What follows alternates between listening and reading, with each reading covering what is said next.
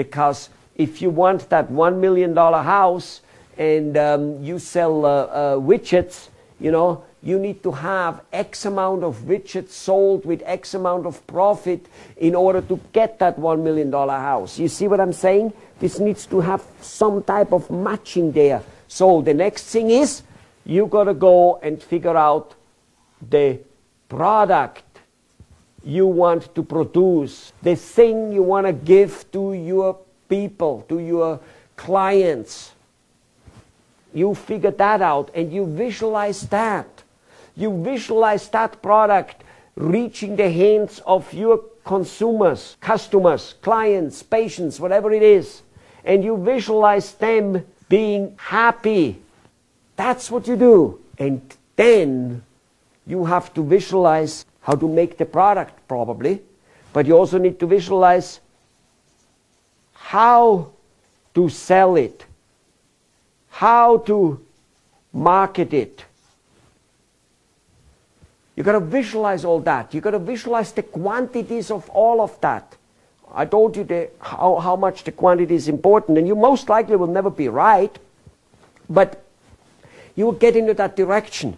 So you will go, wow, I want $1 million house, and able to pay for it nicely, so you know how much that is if you have to whatever. And I want to be, having kind of 2-3 kids and send them to college and all those things, and that costs X amount of money.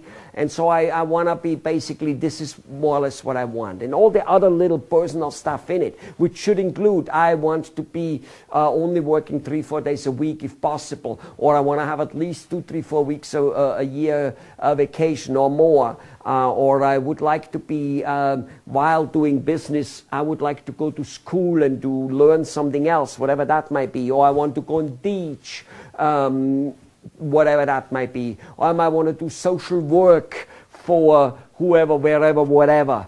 And you've got to fit that in your goal, because it changes the whole magnitude. I want to be with my wife X amount of times and evenings and whatever. You understand? Because if you don't fit that into part of your goal, if you only make your goal money, if you only make your goal my company being large, at the very, very best, if everything goes right, you will get that. And the rest will fall by the sideway. And you will have a marriage which is miserable because you're never home. You will have kids which don't know their dad. I mean, you will kind of like retire and say, well, I never got to teach in the university. That was always a small dream, but I guess it didn't come together. Well, I should be happy with what I got. That's how you will live your life. No. This is not right. You got to imagine the health, and you got to always at any given point in time, imagine what you need to do for that. You don't just imagine good health. You imagine that you need to eat the proper food, whatever that might be, not overcooked food, not too much butter, whatever that might in your mind consist of needing to do. You've got to imagine those things and live them, dream about them, daydream and dream about them during the night. I always dream about that beautiful stuff, how and what I go about it. Oh my God, I wake up so accelerated because I dream about it all the time. All those beautiful things. So you get your goals, yes, and you define them a little bit. Don't worry about too much defining them, but live them at least. Then you figure out, what do you need to sell to make, and how much of it do you need to sell to make? And then by figuring out, yes, you're figuring it out a little bit, but you're imagining it. Really, we're talking about imagination. Figuring it out something is your imagination. This is what you imagine, what you could and should do. Keep in mind, Jack Welch says, only 1 in 4 decisions he makes is right. So whatever you imagine probably isn't going to be so right, but you keep imagining and reimagining and reimagining, and not just imagination. That's what life is all about. That's the journey. Then you imagine on how much marketing it will take, and what kind of marketing you could do based on what you know, and what kind, and where could you go to learn more about marketing? Where could you go to learn more about making your product? That's what it is all about. That's imagination. That's what you need to do. I know there's a tape and a series and a movie out there called The Secret. And I have watched it, and I found it pretty good. while at the same time it's disgusting. It's good on one hand and it's disgusting on the other hand, because it misleads you. And I haven't seen a million of people who have watched this movie apparently, or more, way more probably. It was actually quite a big hit some 2, 3, 4, whatever years ago anyway. I haven't seen all of a sudden the planet going into wow and everybody getting everything they want. I'll tell you why. Because The Secret kept a freaking secret. I actually just told you the secret. The Secret said, imagine your goal. It talked about that very beautifully. Very beautifully. And then it's supposed to happen. Basically, imagine a butterfly and it will appear. Imagine lots of money and it will appear. Imagine 2,000 customers and they will appear.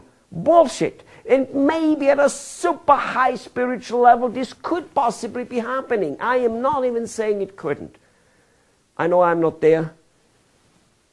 And the best successful and super spiritual people, they took action. They took action. Kennedy imagined flying to the moon. And then he set a team together. He gave that team marching order.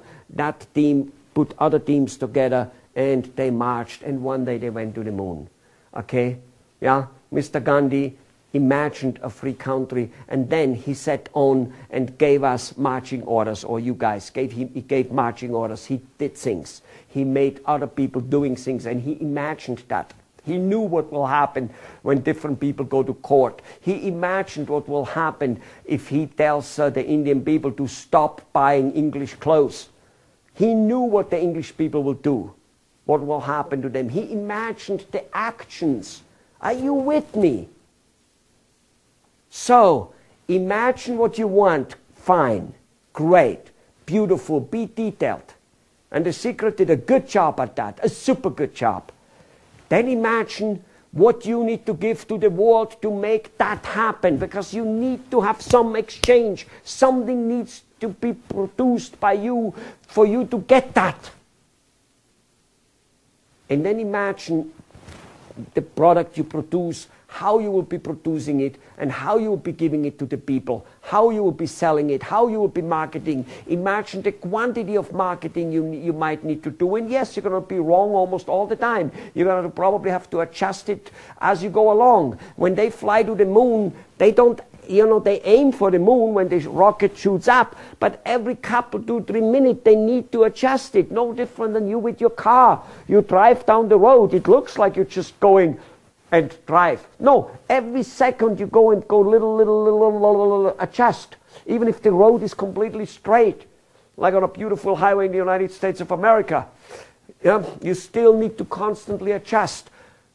We don't realize how normal that is in business. Every time you have to adjust, you look at it as failure and look at the program doesn't work and all that. No, it works beautifully. It's part of the travel. All right. I hope I said enough. Imagine your goal. Imagine what it is you want to give to the world, which might be able to give you enough money so that you can get this type of thing. And then imagine how you make that particular product and keep working on imagining it, and then imagine how and what you have to do and in which quantity you have to go and market it to give it to the people, and be prepared to work on your adjustments and your imagination on a constant basis. You very well know that if a person stops imagining, if a person stops learning, if a person stops having goals, he is a dead man. People don't get sick at the age of 60 because at 61 get sick. They get sick at the age of 60 because they retire, don't set new goals. They stop imagining living because apparently they got the golden watch and it is time not to imagine. All the problems are over. Wow, I can be happy with no problem. And within 2 months people get sick like a dog. Keep imagining. That's what will keep you young. And this is what imagining is all about.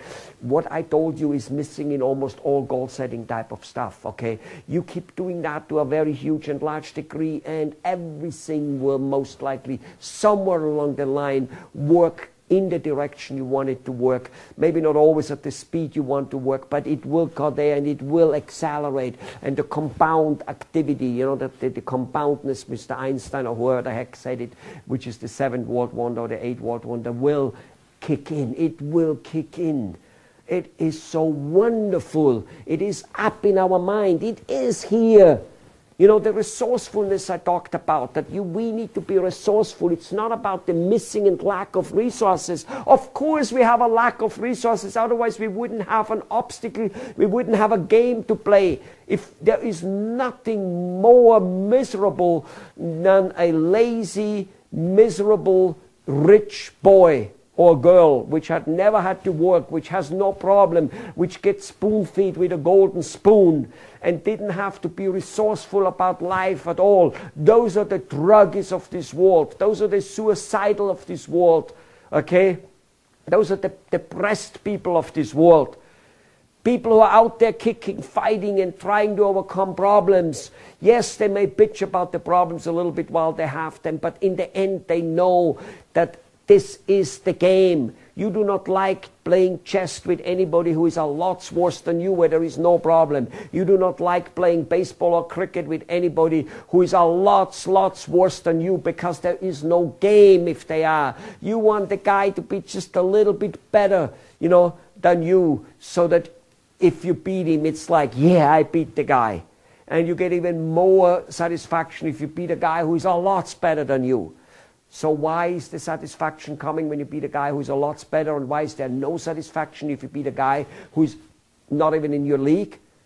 Because there was no problem to overcome. There was no imagination needed to overcome the problem. But if there is some of that obstacles there, there's imagination needed. Imagination to be resourceful on how to happening. This is where it's at. Go and start imagining big. And start imagining what you want, but start imagining what you want to give, and start imagining how you will give it. How will you get it? Because no matter what, how good of a product you have, just having a better mousetrap does not make people coming to you, or mice getting trapped, or whatever it is. Having a better mousetrap doesn't work, never has worked. You need to imagine on how to make the people out there need and want your product. Yeah. That's what you need to do. Go for it, because you will have fun at it. Goodbye.